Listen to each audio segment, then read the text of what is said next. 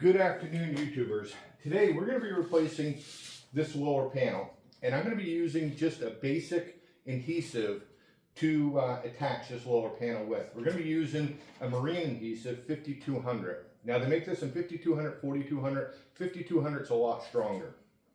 Now in another video that I had done about using 5200, a lot of people posted in the comments saying, the fuser, the 208B, is a lot stronger. It sounds, body panel adhesive, that's, a lot better. This Motorcraft stuff's garbage, don't understand that. But anyway, the 5200, granted, the tensile strength on 5200 is metal to plywood or metal to fiberglass is only about 1,000 pounds per square inch. Fiberglass to fiberglass, I think it's 750, 800 pounds per square inch. Metal to metal, though, it's about 1,400 pounds per square inch. Now, you take something like the fuser here, this stuff is 2,000 pounds per square inch, which is, obviously a lot better. But, and this is a big but, when you're working with old panels like this, you have to have that panel perfectly clean. There cannot be any paint, no undercoating, no dust, no debris, nothing like that in order to get proper adhesion. If you go, this stuff drops down. If you go just 50% paint and 50% metal, like you cannot get it perfectly clean and there's still some paint there. This stuff goes from 2,000 pounds down to 200 pounds per square inch. Where the 5200 will adhere to paint. Now it's only going to be as strong as what the paint is adhered to the panel. So if the paint peels away from the metal, then it's not going to be 1,400 psi, 1,400 pounds per square inch.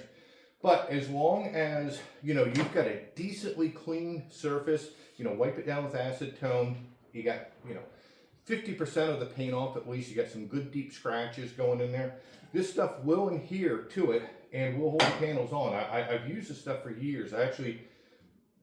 A mud truck that I had, a Bronco that I had, I actually put two halves of one together with nothing but 5200, and it held up for years, running it through the mud. So like I said, it does work, it does hold, and like I said, it's a lot cheaper. This stuff's $25, $28 a tube. The fuser, I want to say, is like $70, $80. The SEMS is closer to $90 for that. You have to have a special gun to utilize that. This, you just need, regular old silicone gun.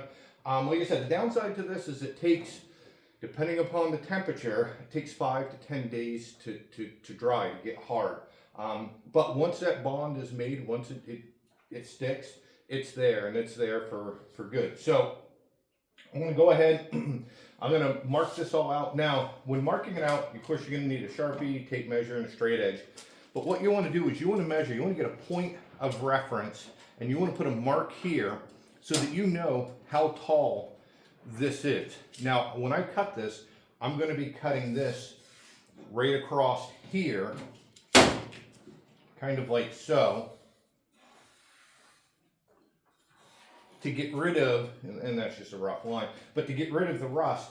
So when I put the new piece in, it's going to sit right here and hide the lip right underneath of this body molding piece here. Now, the other thing with this is you need at least 1.25 inches of overlap if you're doing this in order to get proper adhesion. If you only have 1/4 inch, it's not going to be enough. This stuff won't get strong. And even the fuser, the Lord's fuser, that stuff requires a full inch of, it's recommended, I should say, a full inch of overlap in order for proper adhesion.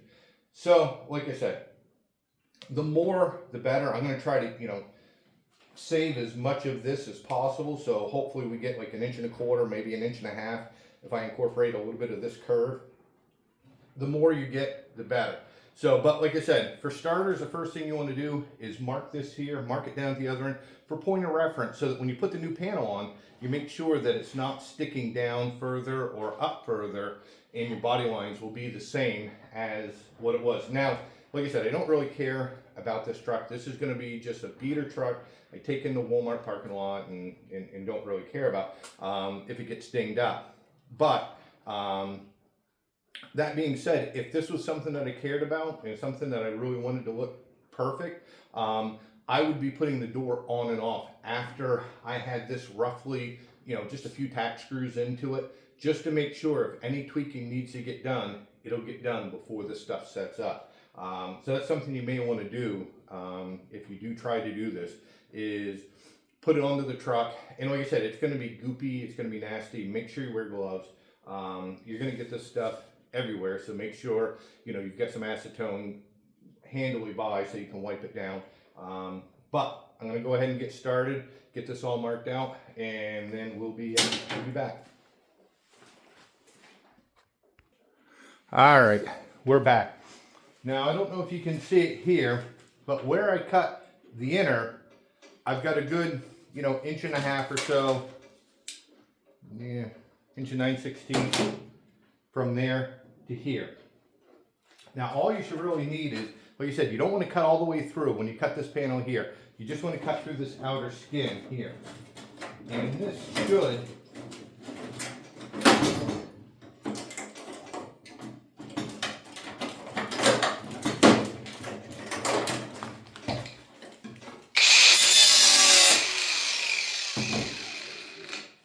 should come right off of there like that.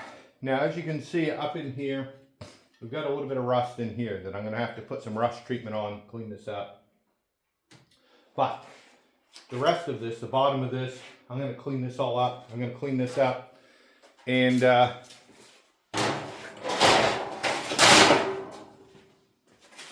new panel, when I put the new panel on, I'm going to cut this panel down.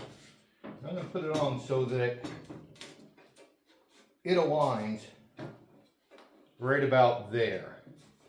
So that with a little bit of filler, it just will continue this line down a little bit more. So this is going to be a little bit more pronounced. Like I said, would I do this to a, you know, a good truck? No. But for something that I'm just going to run around, it's going to be a parts truck, this is fine. Like I said, I don't have a lot of time. I've got another truck that I want to do a video on that's a much more higher end build that I'm going to do next. So I'm just trying to bang this out. Just trying to bang this out and get it done for you. So you can see some simple ways. Like I said, this door, it's probably shot. I mean, actually, this door probably is salvageable. The driver's door, when we do that, you'll see that door is completely shot, but we're going to save it. And like I said, the only reason I'm saving this door is because it matches the truck. I may go with like a patina style paint job on this, but I do have a freewheeling cab that is the same, well, it's a 78, not a 79, but it's the same color, I think.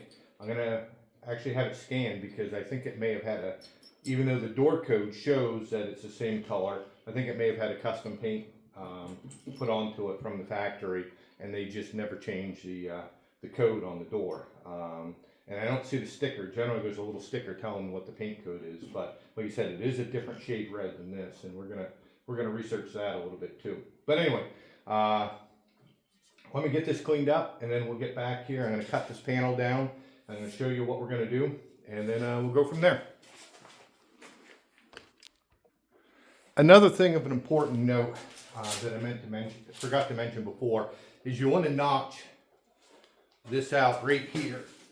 As you can see, I took this little chunk of metal out of here so that way you can fold this down into itself just a tiny bit. So when you put the new panel on here, you've got just a tiny bit more curve to this so that the panel will set flat. I'm not lapping it. I mean, I could lap it, but like I said, for this project, I'm not going to lap it. I'm just going to fold this panel in slightly, and then, like I said, set this up so it matches perfectly with this bend. This bend's nice and straight. I want to keep it nice and straight, and like I said, you know, what's going to happen is it's going to basically sit in here very much like so, with this bent down, so that it just kind of elongates that curve a little bit. It may not make a lot of sense now, but once I have it done, part two, this is going to be a two-part video. Part two, and fill this in with a little bit of body filler, you'll never be able to tell that this has been patched. Stay tuned. All right, and we're back. I don't know if the camera we'll pick it up. But one thing you'll have to do too is some relief cuts right here in the corners. I'm gonna have to make this one probably a little bit longer, just to help you kind of fold this in a little bit to accept this panel. But this is basically how it's going to go on here. Now the other thing too is this side is a whisker short down here, and this side is a whisker long down here. Just, you know, you got to make do with the panels that we get today. You know, if there's any area that you have to fudge, you want it to be at the hinge side of the door. You'll never see it in there. Here, as soon as you open up the door, it's going to be obvious. I'm going to have to take a hammer, and I don't know if you can see it, but there's a pretty good gap right in here. And I'm really going to have to, you know, tap this down in here. But our measurements measure out okay. There's a little bit of waffle in this edge here. You can probably see it curves out down there. I'm going to have to take a pair of flat benders and straighten that out. But I'm going to go ahead, drill a bunch of holes in this, get this piece fastened on, and then we'll flip it over, and I'll show you what we're going to do with the outer piece. So, like I said, you may have to take a pair of pump pliers, just kind of bend this in a little bit, just to help accept this so that it's not a pronounced bulge. Like right here, you can see I've got a pretty good bulge going right there, which means I need to trim this down a little bit more, and I need to bend this in, and I need to bend that down. Like I said, it doesn't have to be perfect. It's on the inside of the door, you know, and like I said, this thing's just going to be a shop truck, nothing really special. But like I said, I want it to look halfway decent, and you'll see how it looks when we get done. But let me shut the camera off for a minute, and I'll get bending some of that. Now, one more thing before we attach this. If you look at this panel after I cleaned it up, you can see we don't have all the paint on. There's some areas in here where you just can't get in there. Maybe with a wire brush you might be able to get that a little better. If you were to use a fuser or a Sims product, it would never adhere. It does not bond to paint. It only bonds to metal. Where an adhesive like 5200 will bond to paint. Like I said, the bond is not as strong because the bond is only as strong as the paint is. The bond to metal is a much stronger bond, but it will do it. And like I said, yes, maybe it's only 12 or 1400 pounds per square inch, but it's the bottom of a door. You don't have the weight of the door. You know, it's another thing, it's a different thing. If you're cutting the door completely in half and putting a whole nother bottom half onto the door, in that situation, I probably would agree with all the people that say, oh no, you can never do this. But for the bottom half of the door, there's no stress. You know, it's simply aesthetic. You know, you could cut the door off right here and not even have this, and the door would still open and close and structurally function the same. I mean, it may get a little bit of a twist to it, but like I said, pretty much it would function the same. It's not a major strategical point. You know, I mean, the whole bottom of this was rotted out. If it was that strategical of a part, you know, then the door would have twisted up long before. So like I said, I'm going to go ahead, get the holes drilled in this, get this on, flip it over, and then we'll go on to the outside. Now we're back. When putting the 5200 in, you really want to give it a good amount. More is better. But the other thing is, especially on your inner panel, you want to just have a skim amount all the way around through here.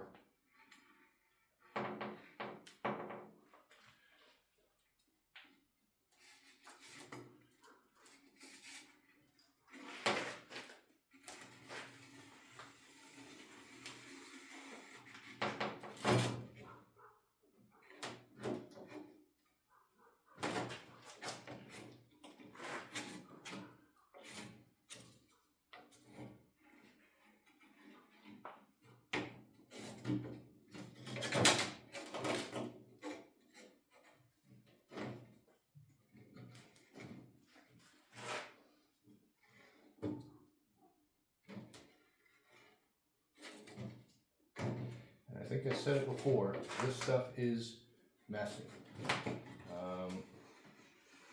Make sure you wear rubber gloves. Now what I'm going to do is I'm going to put this on here, and then I'm just going to clamp this bottom edge using a piece of straight stock. I'm going to put screws in the upper part here.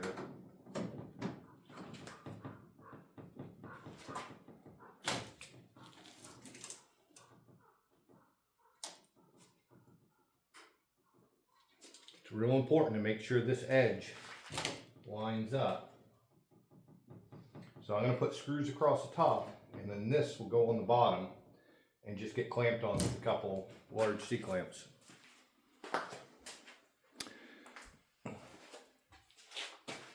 Let me get this screwed on here, and then I'll come back and we'll finish up. Alright, so we've got the clamp on there.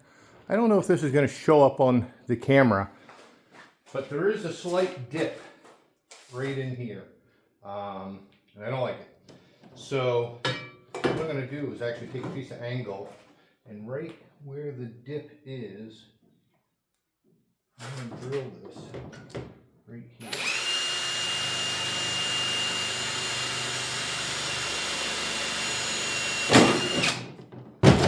Then take and put a screw into it.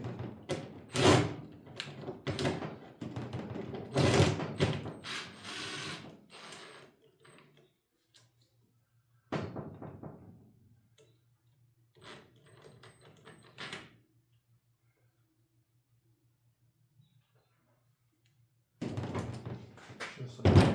Now straighten that out. There's still a dip right in here.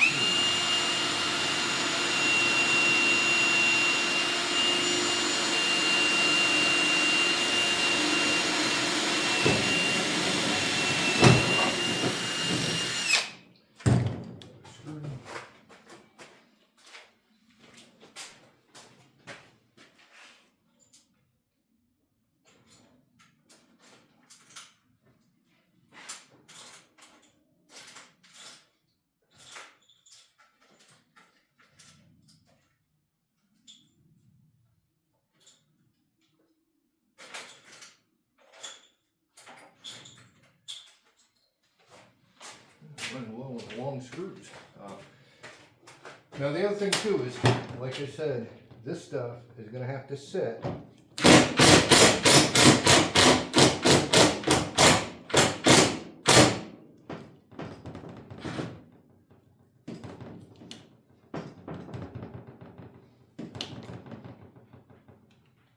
That's the head of that off.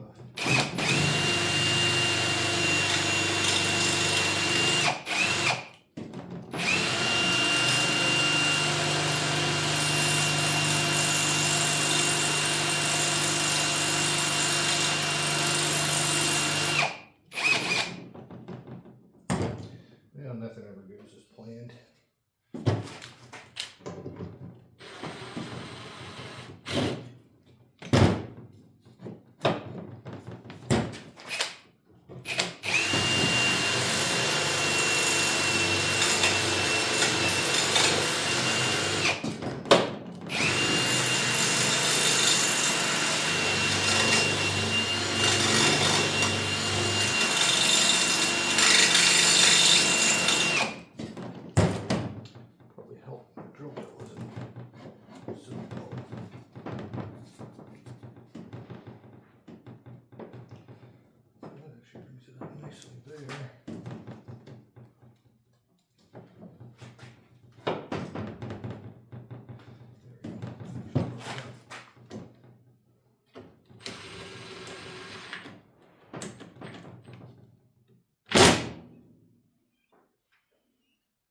There.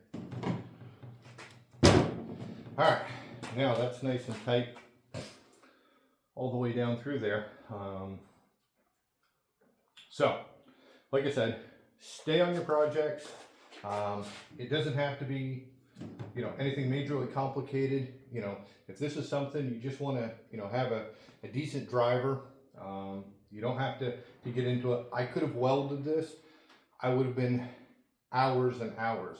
I probably have an hour and 15 minutes, maybe an hour and a half into this. And now I can set this aside, let this dry. It's going to take 5 to 10 days to let this dry. I can set it aside and I can move on to something else and try to get this project done. Like I said, I've got about 2 weeks left. If you've been following this, there's still a lot of work that has to be done on this truck. I'm going to do a Rust-Oleum paint job onto it.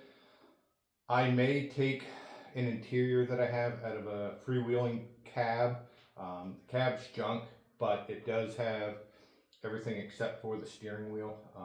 The freewheeling package on the inside, the door panels are not in great shape, but they're there. So I may put all that in here, put the freewheeling decals onto this, and like I said, it's a truck I don't care about. I can take it to Walmart, someone bangs into it, I'm not going to be overly upset. It's nothing I'm going to take to a car show, but something I'd run through a parade, you know, and kind of go from there. So, as always, stay on your projects, keep working on the old Fords, let's keep them on the road, and we'll see you the next time.